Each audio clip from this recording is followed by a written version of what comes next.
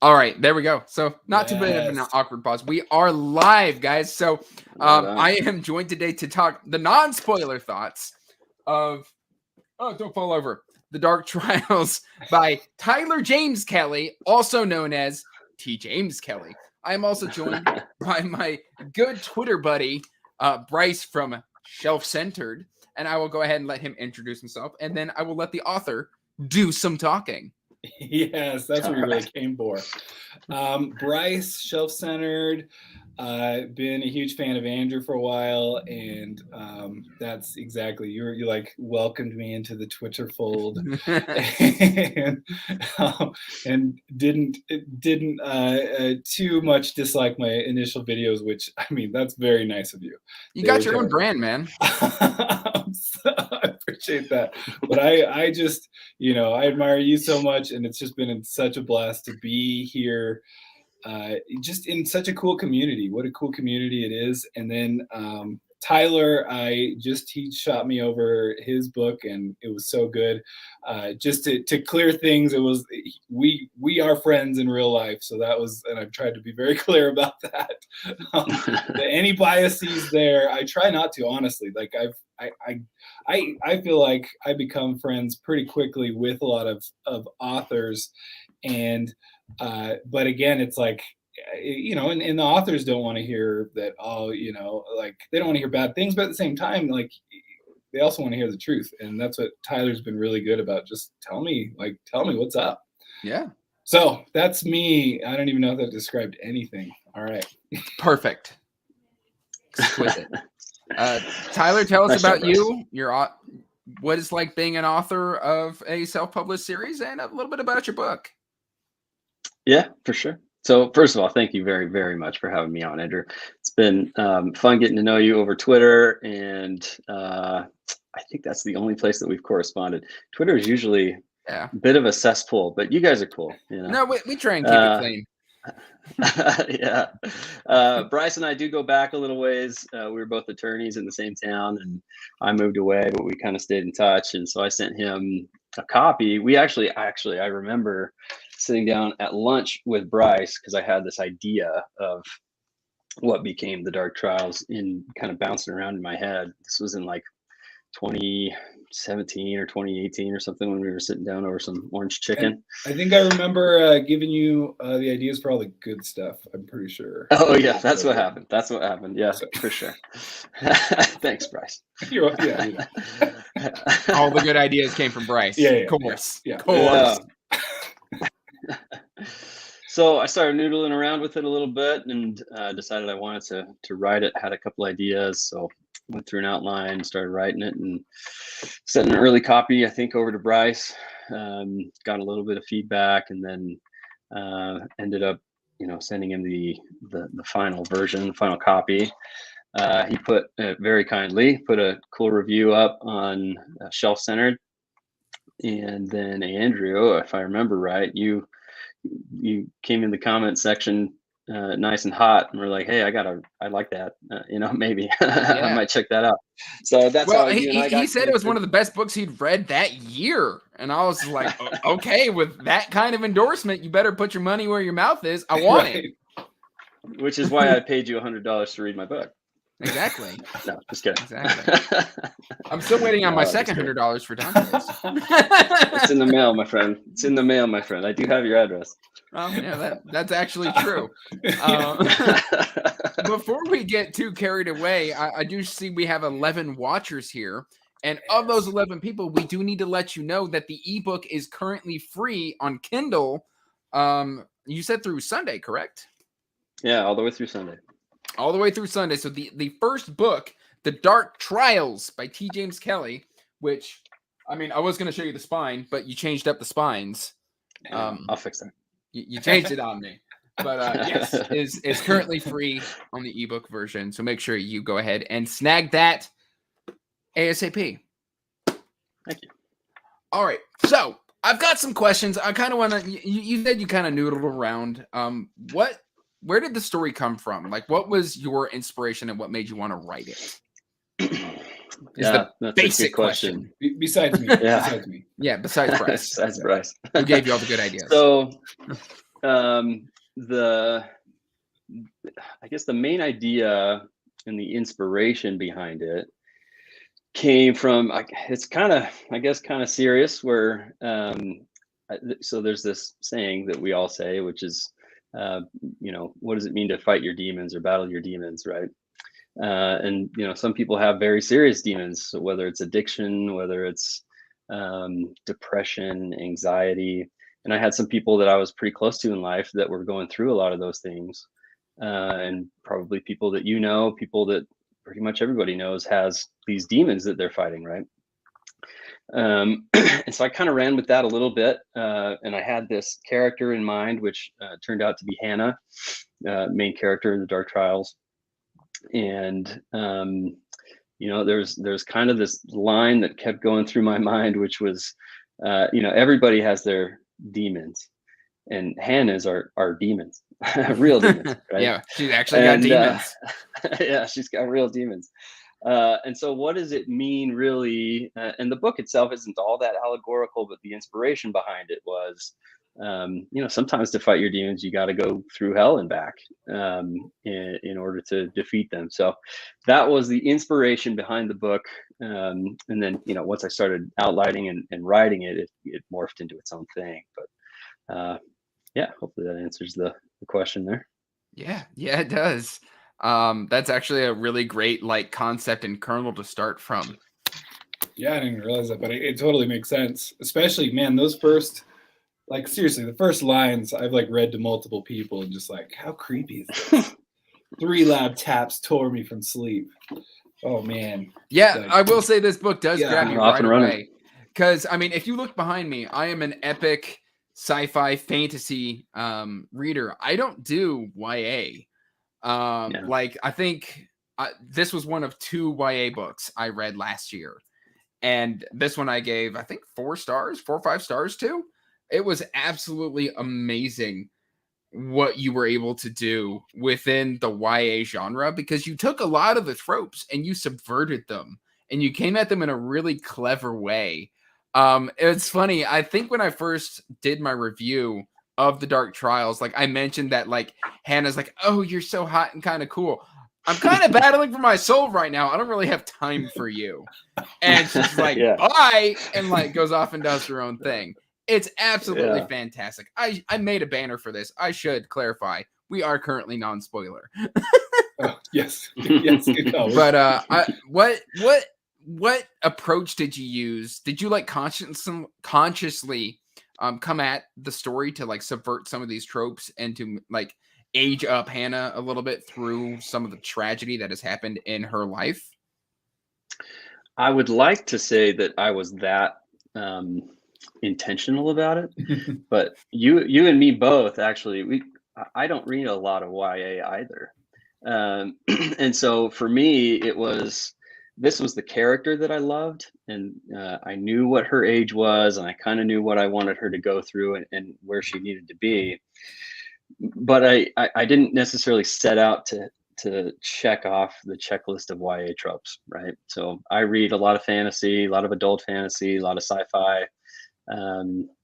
And so those weren't necessarily, it wasn't a checklist that I felt like I needed to check off, because at the end of the day, I wasn't even sure whether or not I was going to publish it, to be honest, even independently, because I was just kind of writing it for me. It was a cathartic thing. So I went about it in a way that, and I'm glad to kind of hear that it still works without some of those tropes. And actually that might be preferable for a lot of readers. Well, they're there, but it's just kind of tongue in cheek there. Yeah. Well, which I really enjoy. Yeah. Andrew, you mentioned the the love interest kind of thing. And there's even kind of a love triangle, but but it's just hey, I'm busy. Exactly. I got things to do. Yeah. It totally subverts that. Not does subvert that, because that's a love triangle is a very typical YA thing trope. Yeah. Part of it, I remember having a conversation with my wife, who, by the way, read through every word and edited every chapter for me before anybody else read it. So props to her. She's really great.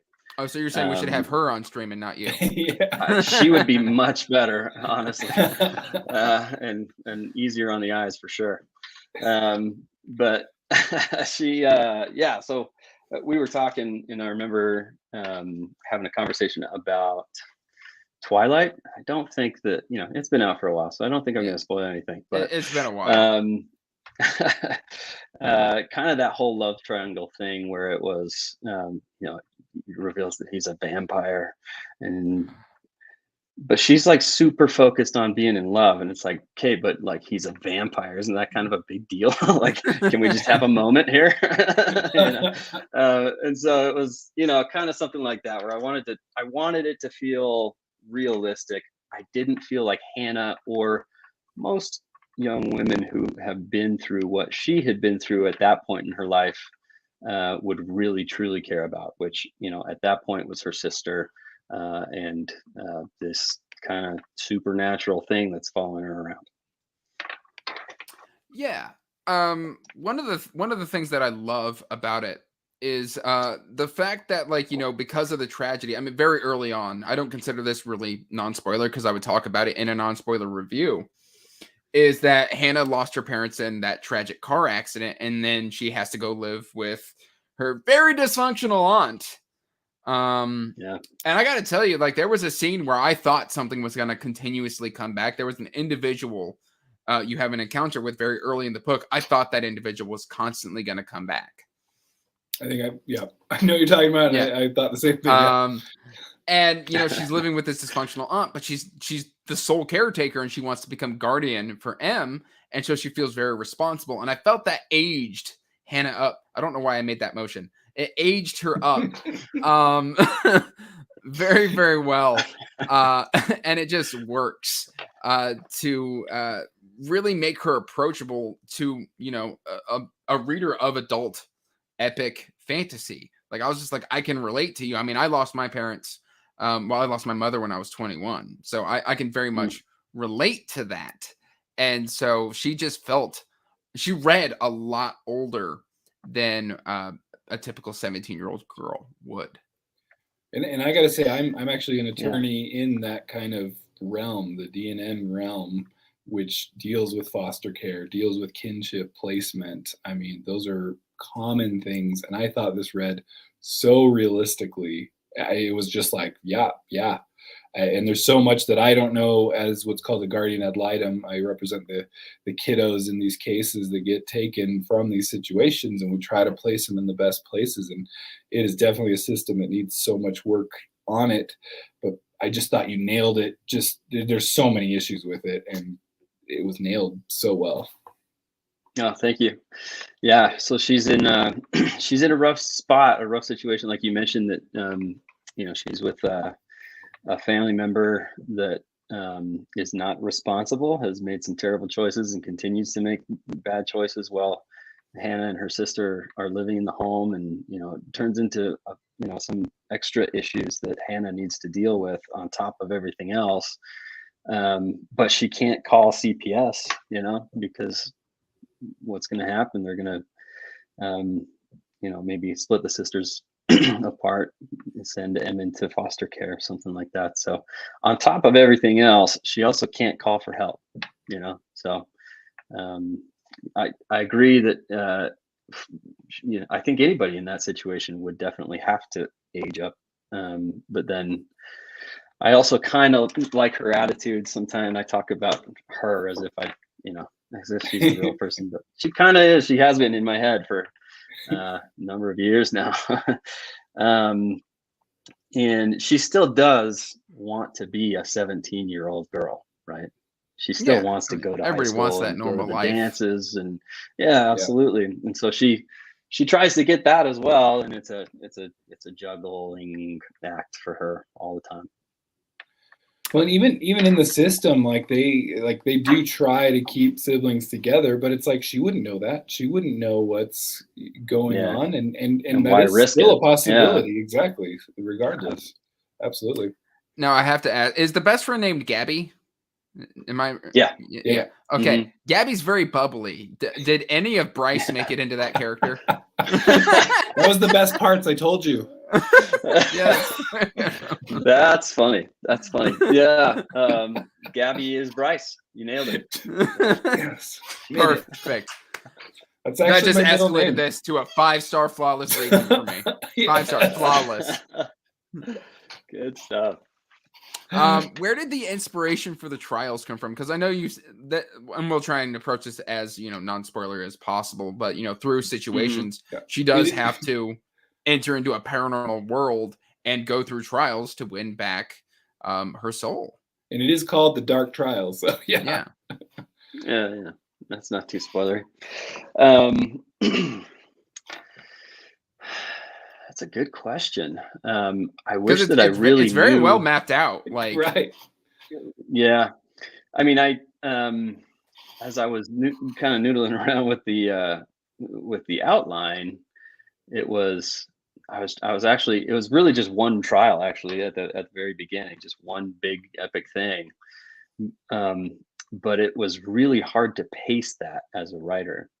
And I felt like it needed to be broken up, and I wasn't quite sure how. I was actually reading Ready Player One at the time for the first time. Okay. And it was when Will was going through a bunch of his different things that he had to do to find the Easter egg, right? I was like, well, what if it's broken up into 2-3 different things that she has to do? And so Ready Player One, I guess, is part of where it came from. I mean, we all get inspired somehow. Yeah. But I do remember that kind of being an aha moment for me, because I was really having trouble with pacing.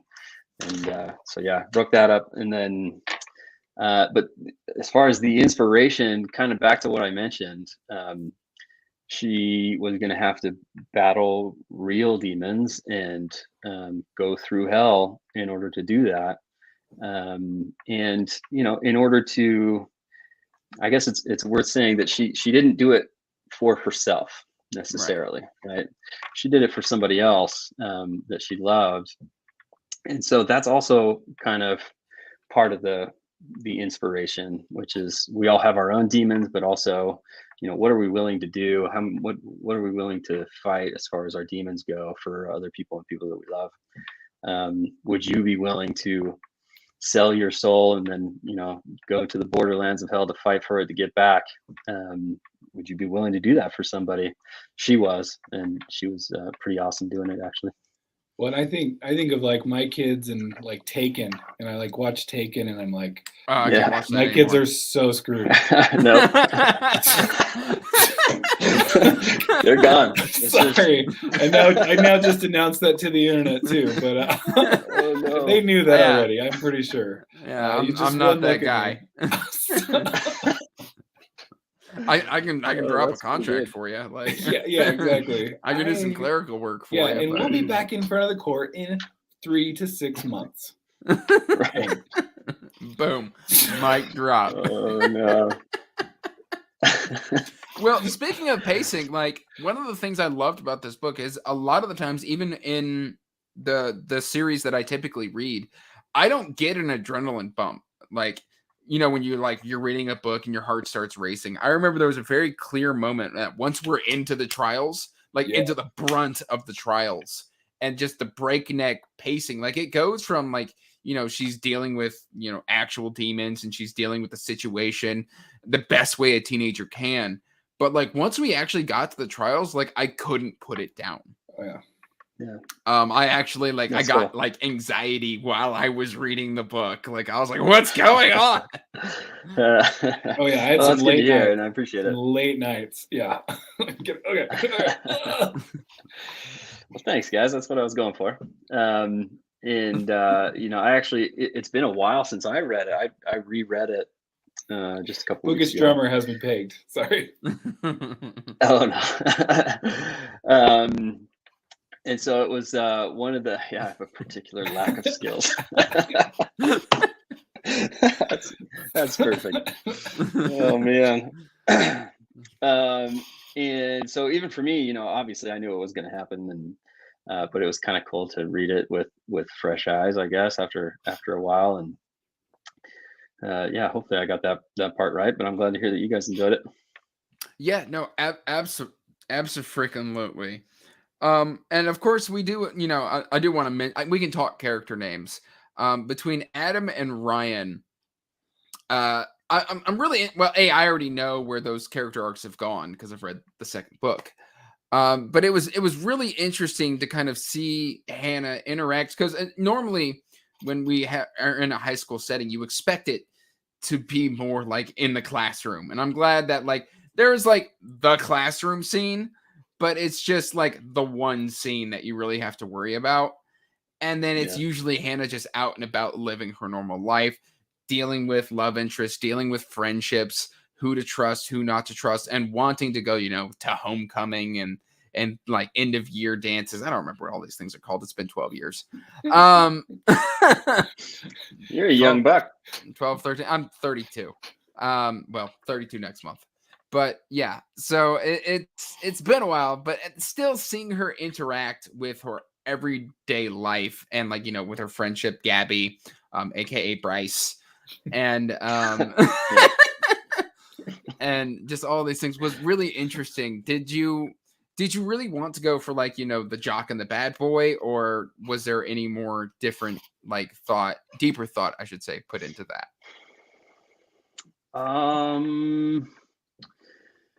I think that I kind of stumbled into that. That wasn't something that I had necessarily intentionally drawn up, really. I wanted them to be opposite of each other. So I suppose that's kind of a tropey thing. You kind of, if there's going to be a bad boy, then, the other one has to be kind of a good guy. Well, usually the bad boy is not a motorcycle riding jock or a goth. Goth, yeah, true. Yeah. No, Adam, I really enjoyed writing because I feel like he stays fairly mysterious all the way until the end when there's kind of a reveal of who his real character is. Well, yeah, and you still don't even know like a whole lot about him. I mean, I've read both now, and I'm like, true. Yeah. What is this about him? Well, he's got a fairly tragic backstory as well. Yeah. Yeah, somewhat similar to Hannah's. There's a reason that I don't know if I'm getting too close to spoiler here because it's kind of tough to toe that line. He ends up being somewhat of a mentor character to Hannah because he's been through what she is going through, and so he's had some experience in the paranormal kind of dark areas of the underworld that Hannah is now dealing with. And so, for that reason, it definitely molds him a little bit. When we say he's a motorcycle riding goth, I mean, he's kind of a dark guy, not necessarily too much of a weirdo, I don't think, but, he came off fairly normal. Yeah. For a teenage motorcycle riding goth. For a teenage motorcycle riding goth. He's the most normal of those. But otherwise normal. Yeah, otherwise it's totally fine. Perfect. Yeah. And then Ryan kind of represented the what would be, Hannah's normal life if the other stuff wasn't really going on. Some of that other stuff that she kind of clings to and wants really bad, just the normal life stuff. Regular guy, nice guy. He's got a lot of friends, introduces her to a lot of friends, and she wants that really bad. So that's why she's kind of drawn to Ryan. Ryan's drawn to her. So there was that juxtaposition there. There's a big word for you. Yeah, juxtaposition. Yeah. So the cover art, who designed the cover art? Out of pure curiosity. That was my sister-in-law, Mel. She did a great job. Really? Your sister-in-law did this? That's yeah. Awesome. Did she do Dante's as well? She did not do Dante's. I had covers by Christian Butan, I think is his name. He's in the Philippines, but he's fairly well known in the cover art, especially for indie authors space. He mirrored it very, very well, right? I would not know that these were done by different people. Yeah, exactly. Yeah. Other than the contrast. Sure. In the spine. I'm just kidding. Yeah. I'm gonna fix it, all right? I'm neurotic enough that this bothers me. So. But you're actually gonna change it to match Dante's, not the Dark Trials. I think so. Yeah. I'm not gonna lie to you. I actually prefer the Dark Trials one because it's got this. Okay, I'll do it that way. Whatever I was Andrew gonna says. say that's cool. I like that. Yeah, where it says Little book part. one. Yeah. With the symbol. Yeah. Okay, I'm glad you guys that was- caught the symbol. But they're both honestly very well done. Very, very professional. Yeah, they're look both great. exquisite self-pub paperbacks. Yeah. So your sister-in-law did this. Who's the model? Yeah. Was that me again? That was Bryce. Yeah. Listen, the only reason I know this isn't Bryce is it's the wrong hair color. Or unless he's in a wig. There are wigs. No, it was just really I don't know. I can't remember exactly how she pulled it together, but I don't know who the model is. Now I'm just sitting here looking at him live on camera, just examining. You're good, yeah. They say don't judge a book by its cover, but it's so hard not to. But That's they're a lie. great covers though. Like Goes a long way. usually you can either go like one of two routes. You can either go like the highly like artistic, or you can go something that's kind of just very simple but striking. Yeah. And I just put that back in the wrong spot, and it's gonna bother me until I put it back. But that's you're not fine. OCD at all, are you, Andrew? Just wait. When it comes to my collection, there are certain things that just I gotta have a certain way. You're gonna hate. I just filmed a bookshelf tour, and I was like, I'm making myself crazy. How have I lived like this? I have been promising a Bad. bookshelf tour for like going on 2 months now. Like at first I was just like, guys, I gotta haul the books first, but I never stop hauling books. No, you never do. That's the problem. And so like I've constantly got a stack of books that just aren't appearing on my shelves. Yeah. Yeah. I don't know. I'll figure it out someday. Basically what I've got to do is I've got to film a haul and a bookshelf tour on the same day. Right. There you go. I like that. Speaking of, I like to ask this question. Who are some of your favorite authors, Mr. Tyler James Kelly? That is a good question. It's fairly eclectic. So I like Josh Malerman when it comes to horror. Bird Box was one of my favorite books a couple years ago. That was one of our actually, first books we kind of connected on. It was, yeah, and I really kind of relate. I like his style of writing. So Josh Malerman would be one. I have a guilty pleasure for Dan Brown books. Nothing wrong with that. James Langdon. Yeah, Langdon. Let's see, who else? James Rollins. I like James Rollins a lot. He just came out with a new fantasy book. Yeah, I saw it. I saw that. Brown. It's on the TBR. I've got a obviously physical copy Stephen over King. there. Oh, nice. Yep, Stephen King's fantastic.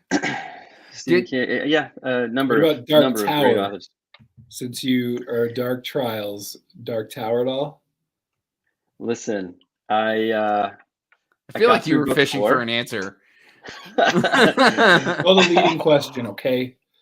I got through Wizard of Glass, and I have put it down for a couple of years. So Oh man, I'll get back to it. yes. See, I'm reading Wizard and Glass in April. I'm currently doing the Wastelands next month man. in March. Yeah. I just read Cool. Drawing of the Three. Wastelands and Wizard I of love Glass are Drawing my of the Three. favorite. Oh man. Wastelands was great. Wizard of Glass was great. Did you pull and any I should sort of say Sanderson, but Oh, go yeah, ahead. Sanderson, of course. Did you pull any sort of like inspiration from your favorite authors, like any sort of like structure or a little bit of like prose thing that you might have read and went, "Oh, I like that." I feel like I kind of did. The thing about it's really hard to really mimic somebody. If you are writing a story every day, you really do end up finding kind of your own voice. But yes, definitely I took some cues from, for example, like a Josh Malerman. I really like how he does it's really simple. He's not not flowery at all, right? Not purple. So sure, yeah, I definitely took some cues from everybody that I read. I listen to a lot of books, Yeah, me too. and I am also a faux musician, you could say. I Oh. noodle around on yeah, noodle around on guitar and things, He's but I've pretty always had a good. pretty He's pretty always had good. a He's being decent very, very humble here. Like I've seen some Facebook videos. It's pretty dang good. oh, thanks, man. Um, so actually, when I'm writing and editing, I do it all out loud. Because if I hear it, then I know that it's reading well, and I know that the Okay. pacing is going well. And it's difficult for me to really grasp that if I'm not actually hearing it, right? So I listen to a ton of audiobooks, and every time that I edit one of mine, it's a matter of audio. And so that's I kind hear of how I that's know if it's paced and structured well. So I hear that's how you're supposed to read Shakespeare is out loud. I wouldn't know, Bryce. I don't know what that is. So it's funny that you mentioned that, because I actually recently listened to Eye of the World, which is the first Wheel of Time book, for the first time on audio. I've read it like 8 times. But this is my first audio experience. At the end of the book, there's an interview with Robert Jordan where he said that he listens to the audios afterward, or he used to listen to the audios afterward to see if he was conveying his story, because he knows what he means. But like when you hear it, you can see if it's conveyed well enough that, you know, your narrator was able to properly convey the message. And so I think that's actually a really, really valid point. Yeah, absolutely. Yeah, and it's interesting. Go ahead, Bryce. No, I was just like, I hadn't heard of any authors doing it that way. I'm sorry to interrupt there. That's cool. And it does make sense. Like if you're hearing it, and I just love those Kate Redding and Michael Kramer. That's how I did my reread to get back up. I'm making my way for the first time through it on audio. So good. Oh, did you, Andrew, did you get the Rosamund Pike version? No. Did you know that she read it? Yeah. Oh, I saw that. I forgot. Like, no. No, I'm good. Are we opening up this door? No, we're not opening up this door. Oh, yeah. Let's go far away. Far away from that. Yeah, no. Sorry, I gotta get back on track. I'm notorious for that. I throw everyone off track. Yeah, one thing that I back heard on track, I can ask you the question that I asked Bryce earlier on Twitter. Sure. Which was would you rather fight one Kaladin-sized chicken or 10 and I was thinking about it. Chicken-sized Kaladins? I'm gonna say one Kaladin-sized chicken.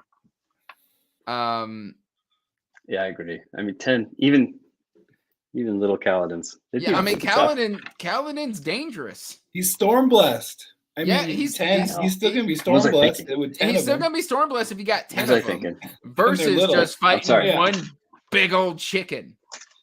And frankly, if I have to fight the chicken, he's probably gonna get distracted. I could just throw some corn feed, fight over. Yeah. Boom. You just have corn feed? No, but I might. You're in Indiana. I mean, I'm in Indiana. I could probably run 20 feet and hit a cornfield. It's fine, chicken. It's a chicken. He doesn't know that the lint in your pocket isn't corn feed. It's like that Family Guy chicken, the one that's always after Peter. No, I'm not going to fight that guy. They take it too far. Nope. But I want to pick it back up because there was something you said earlier, which I didn't know, is you didn't initially think you were going to put it out independently or at all. It was just kind of a hobby. So what kind of led to you wanting to share your story and actually self-publish it? Well, the inspiration for it came from a lot of people that I'm really close to. A lot of my family members, friends, right? And so it's like I said, the story itself isn't all that allegorical. It's not like you can you can beat your demons necessarily like a self-help type book, but it can kind of sort of be, which that's why we read fiction stories, is to relate to some of these characters that go through things in battle and come out the better. And so by the end of it, I did know that I think I wanted some people to read it, so sent it out to a few people that I trusted, get some of their opinions.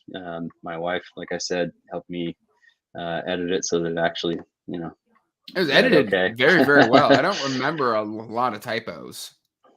Right. Like I see more typos in regular published stuff, honestly. Yeah, I don't physically remember being angry at typos.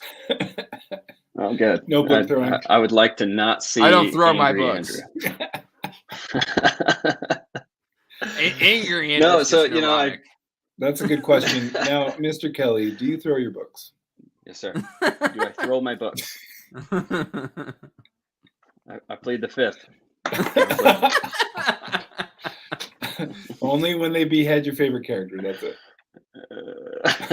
I feel like now I'm on the outside of an inside joke. No, it wasn't. I was just anyway. I think that's the only time that I actually have thrown a book was. I won't get into spoilers, so I think we're probably talking a Game of Thrones, aren't we? Yeah, that might be it. Okay, I actually just got my first physical copy of Game of Thrones, so I'm looking. Yeah, I've DNF'd it before. You heard it here. Yes, but I'm hoping to give it another shot. Oh man. But let's see what else. I think we've covered most of the first book, and because this is a non-spoiler discussion, I do want to move it into the spoiler section. But first, I've got one last question for you before we move to spoilers. And so I know that The Dark Trials is going to be a trilogy. First of all, I want to know, do we have a release date or a tentative release date of what was the third book called? Harbinger. Why did I want to call it Behemoth? It's the same type of word. Yeah, same type of word. Yeah. Harbinger. I do not yet have a release date for it. No, sorry. But it is a work in progress. It's a work in progress. Yep. I'll accept that. Trust me, Andrew, you will be the first to know. Once there's a release date. How do you find the time? I mean, I know you have kids, you got a wife, and how do you? And I know you have a full-time job too, right? I assume still. I do. I haven't retired yet. Yeah, where do you find the time to do this writing? That's what I'm just so impressed. I don't know how you do it. Well, there's a lot more time in the day than people think. Is what I've learned. So. If there's something you really want to do and you feel like is worth doing, then it's probably worth getting up at 5 a.m. to knock out a couple thousand words, right? So that's really it. It's not anything special. And when I say a couple thousand, some days it's a couple thousand words, other days it's 300, right? But the words are there, right? They're coming. Yeah. As long as you're putting words to page. Yeah. Now, T. James Kelly is a pen name, right? Did you ever consider Seymour Butts? I did, actually. Seymour Butts. I felt like that was taken, though. Oh, geez. Right. I was not expecting that. Oh, man. You learned about Bryce. You just got me way off guard. So, Bryce is 12 years old. He's been 12 years old for 20 years. Yeah, that's exactly. Do you have any more stories that you are waiting to get out after you were done with the Dark Trials? Do you have any ideas? I do. Yeah, I've got 3 or 4 different outlines done. Awesome. For some things that I want to do. Basic outlines right now, and then we'll dig into them. But they're not necessarily in the exact same genre. We're moving away from YA a little bit, and we're going to do some kind of Indiana Jones meets X-Files type. Dude. So, yeah. Now we're talking. You can put me down for a beta reader right now. Yeah. Sounds good. Which, now that I say it, Indiana Jones meets X-Files is just Indiana Jones, I think. Well, now that was Crystal Skull, and we don't talk about Crystal Yeah, Skull. that's a good okay? All point. right. Exactly. No. Yeah. Yeah. Yeah. Yeah, no, I love anything Indiana Jonesy. Me too. So it was one of my favorite movies growing up. Anyway, so good. we're gonna move into spoilers. Bum bum bum. I'm gonna act super weird so that people who don't want spoilers can leave. Spoilers. Thanks Okay. for coming, though. Yeah, thank you everybody who has made it to this point. I do want to reiterate that if you were not here at the beginning, The Dark Trials is currently available for free on the Kindle store for the next 3 days. And I'll say, I guess this will be coming out, and I couldn't quite line it up, but Dante's, the second book, is 99 cents starting tomorrow, and that runs for a whole week. So Awesome. if you wanted to grab both, you can grab both. I'll make sure to promote that as Nice. well. I'll just need a reminder. I'm sure Bryce will remind me or something like that. Right. I'll put it on the Twitters. Press retweet. Yeah. 90% of what I do. Yeah, just press retweet. Yeah. It's like Twitter's like, hey, you've got 3,000 tweets. I'm like, do I spend that much time on? No. Yeah, It's no, literally like, because it I spend counts. 10 Yeah. seconds going retweet, retweet, Yeah, retweet. yeah. And Yeah. Oh, my friend put out something. Oh, another friend put out something. Oh, I like them. So one of what I loved, and we're just gonna go straight into the big spoiler, is I loved what led to Hannah selling her soul. Is it Malum? Malum. Yeah, Malum. The demon Malum. And like literally M getting a brain tumor, which like I always had the suspicion that Malin gave her the brain tumor and then like manipulated the deal and like had her then just moved it, but like took her memory and everything like that, which was just heart-wrenching. Well, especially because after she makes the deal, then Malum starts going after her to try to axe her and get her down there soon. That was nuts. Yeah. Yeah, that was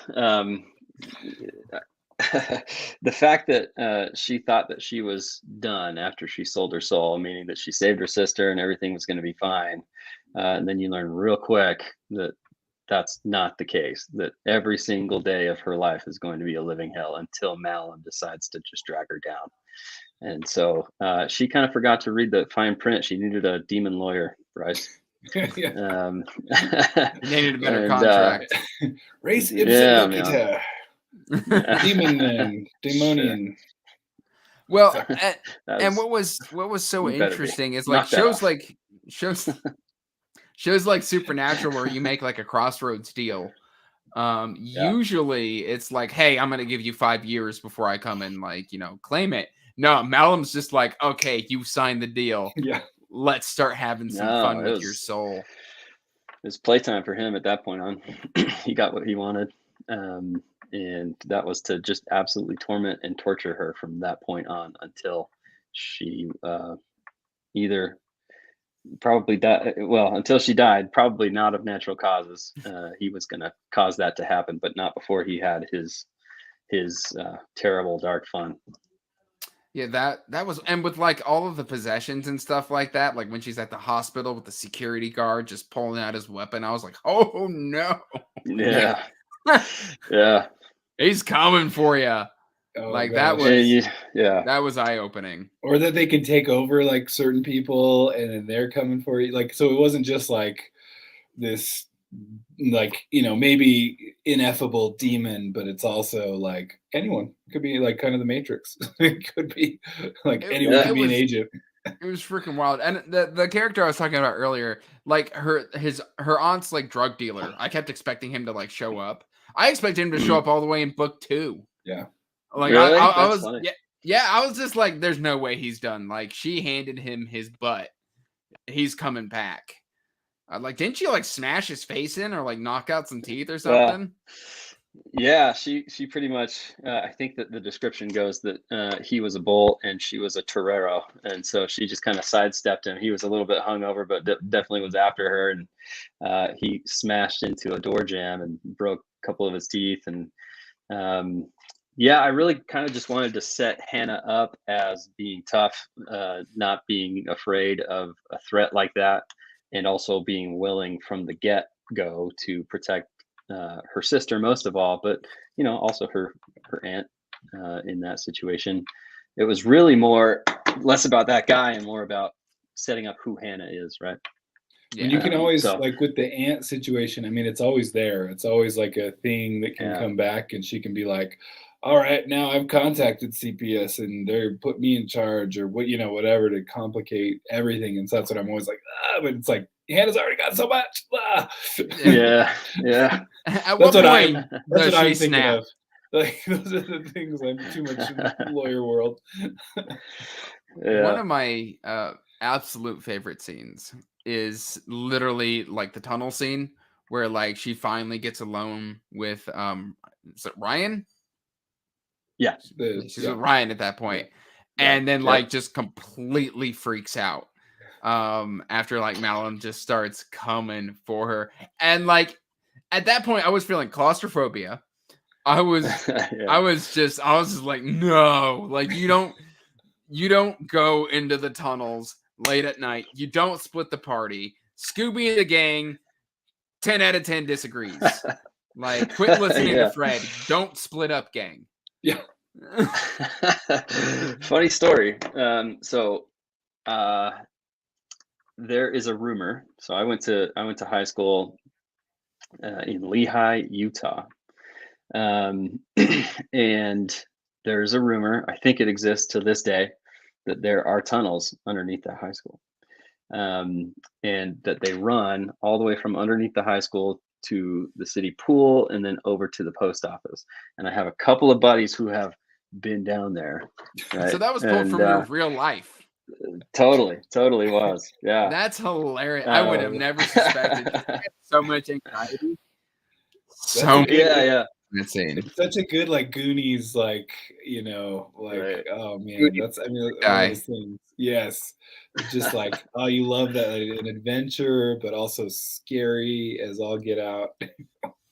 Well, and for like a paranormal thriller with like demons, I expected it to lean a little bit into the horror, and you actually lean more into the thriller side of things. Yeah, where it's thrilling and suspenseful, but it's never just like gross or icky or anything like.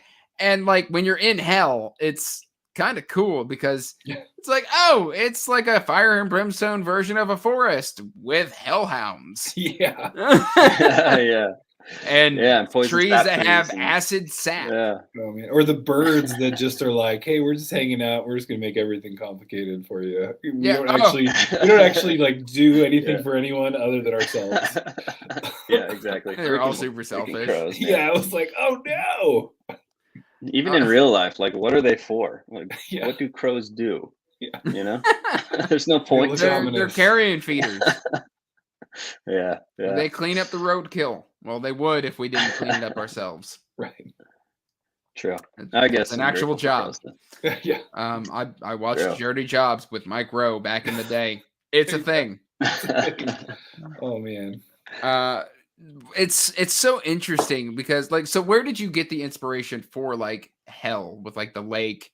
And there was like some sort of bubble at one point where she's like diving into a bubble, and like in order to get one of the shining keys, it was like that was really, really interesting. So like, did you pull on any of like your fantasy experience or anything in order to create these trial scenarios? Probably. Yeah, but I can't necessarily point to something, right? I mean, we've all read a whole bunch of books, and so I'm sure that there was something in the back of my mind that was kind of triggered there. There's something like that in Cradle, but I don't know if you've read Cradle. I haven't read Cradle yet. Yeah, you should remedy that situation. Oh, it's so good. I've heard. So good. We're Cradle addicts here. Great. You want to talk about audiobooks? Travis Baldry is amazing. Oh, cool. Who just wrote his own book? It's a high fantasy, low stakes book. Fantastic. Yeah, I know. Like I can't. It's just fantasy tending a bar. That's all it is. That's awesome. Highly recommend it. Speaking of, I would really like, if I can pull it off, get the Dark Trials and Dante's and Harbinger onto audio here in the next 12 to 18 months or so. We'll see. Oh, that'd be fantastic. Yeah, I would like to listen to it, kind of pull a Robert Jordan and see if I got everything right. But yeah. Do you have any dream narrators? You can't say Bryce. Dang it. It's definitely, I'll be Gabby. no offense, Just no Gabby. offense, Just Bryce. Gabby. You, Hey, guys. you could do Gab. Hey. Yeah, perfect. I'll be her text. I don't necessarily have a real dream narrator, but I did listen to a book recently. It's called Axiom's End by Lindsay Ellis. Lindsay Ellis.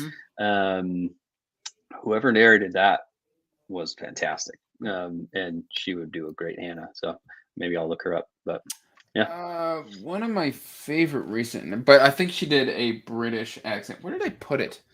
That problem when you've got so many books. Right. I forget who narrated it, but Winds of Strife by U.G. Gutman had a great narrator, a female narrator, who I think would also do a really great job. But I think she might be English. It says Abigail Thorne and Stephanie Willis were Axiom's End. I don't actually know either of them. Now I'm just sitting here thinking of who would be a great narrator, and I'm ignoring the author interview.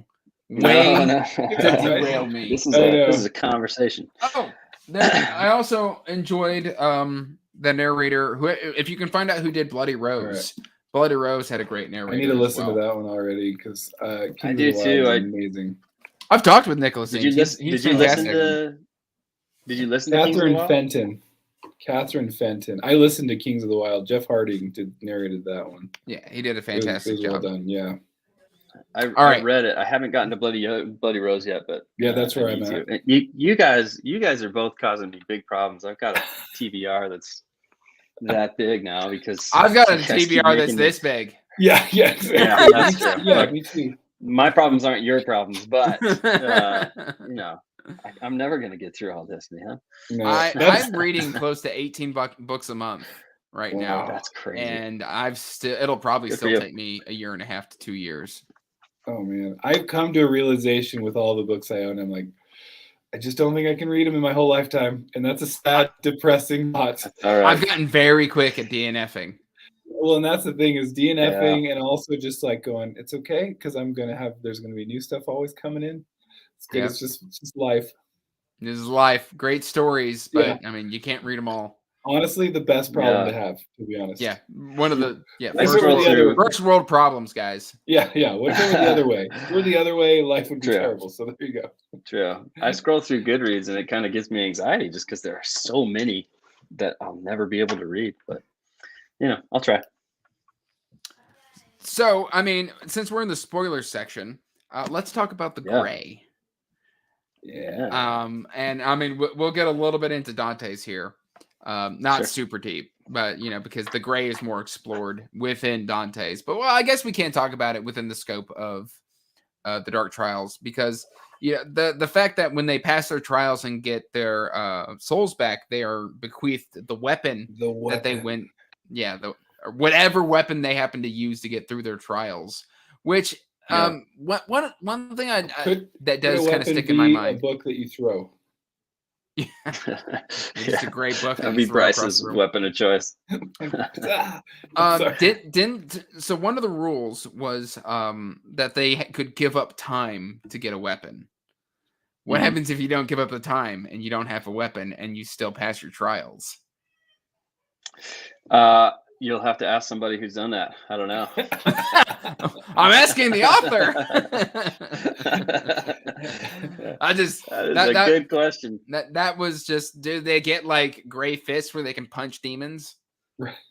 Oh man. Speaking of Bruce Lee from earlier, Bruce Lee. Fist of Fury. Fist of Fury, Gray. Dante. Who's the guy in? I don't know though how you're gonna. Gilgamesh. Yeah. I don't know how you're gonna defeat like a Hellhound or anything else with just your fist. I mean, maybe I would like to meet that person. Maybe you're just super elusive. They're a ninja and past, and their whole body just becomes their weapon. That's true. There you go. Then theoried it. If that's the case, but though, how much time would you have to give up for that? Yeah. Yeah, exactly. Yeah. Yeah, I don't know. Run into a conundrum, Andrew. I'm just saying it's hypothetically possible.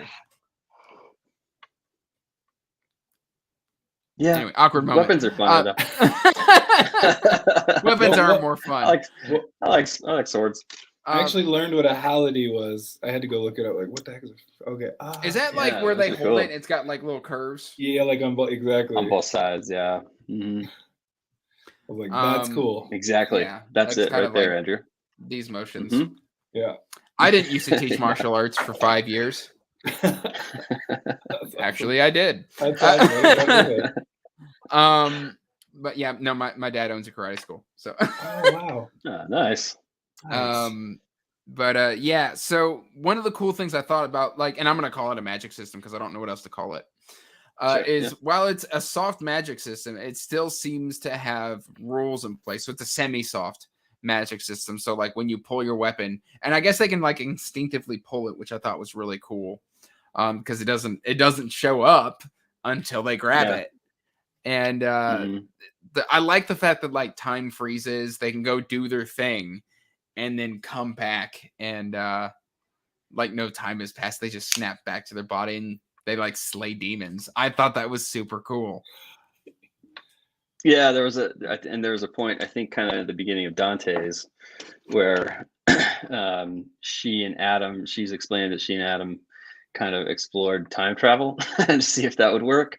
Yeah. And so they go into the grave, they cross town, they go, on a little trip, and they're like, hey, if we put our weapons back, did we just, apparate really to pull something from Harry Potter? Yeah. I love exploring those concepts that you're just like outside of the, like, it doesn't really matter, but like, someone's thinking about this. Like, well, I did.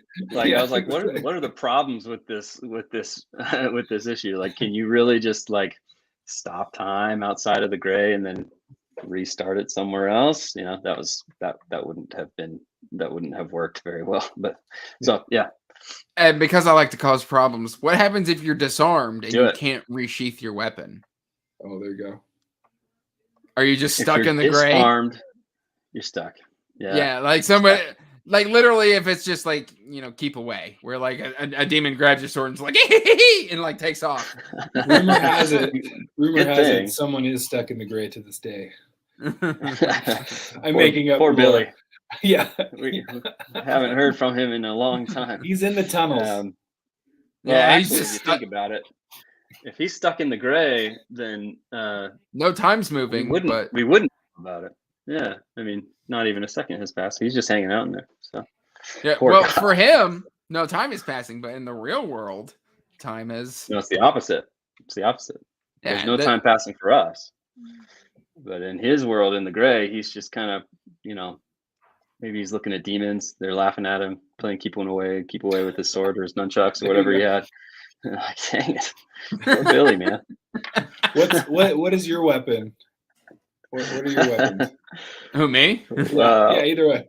I like tonfas. What are those? It's basically a nightstick that lies flat against the Ongbak. Ongbak the Thai warrior. Basically. It's a nightstick. It's got a rounded grip to keep the hand from flying off, and you hold on to it here, and then it sticks out about yay fast, and you can like spin it, and like you can jab with it, you can block with them. Things of that nature. I feel like you guys are making up names of weapons to see if I fall for it. Tonfa. Tonfa. Okay. Tonfa. Promise. It's a thing. I swear. Cool. I want a bastard sword because they sound cool. I mean, yeah, but it's a hand and a half sword. It's just unwieldy and large. And maybe you'll get to see that in the Highlander remake. Just wait for me. Give me a second. I gotcha. And it's like, I should go check out the gray. Yeah. And then people are just gonna be like, hey, have anybody noticed that randomly Bryce just starts groaning in the middle of the day? What is he doing? What is his deal? Get it together, Bryce. Get it together. Well, guys, this has been a lot of fun. We are approaching that 1 hour mark. So we have been discussing. Hold on. There we go. There we go. Camera flips things. The Dark Trials and Dante's a little bit by T. James Kelly, or as we like to refer to him, Tyler James Kelly. If you have made it to this point and you have still not gone and purchased the ebooks, please go and do so. The Dark Trials is currently free for the next 3 days, and then starting tomorrow, I believe is what you said, Dante's will be 99 cents. I really, really enjoyed this series, and I cannot wait for the third book, Harbinger, that does not have a release date, which makes me very, very sad. Oh, sorry. Also, make sure everybody is checking out Bryce from Shelf Centered's channel. He is fantastic. You can check him out on Twitter. He's awesome, witty. He does book deals, quick little YouTube shorts. Great stuff. You were so kind, and thanks for having me on. It's seriously been a blast. This has been Absolutely. so much fun. This has been so much fun, guys. Thank Thank you. you, Bryce. Thank you, guys. for showing Thank you up. very much. All right, we are now going to have to wait for the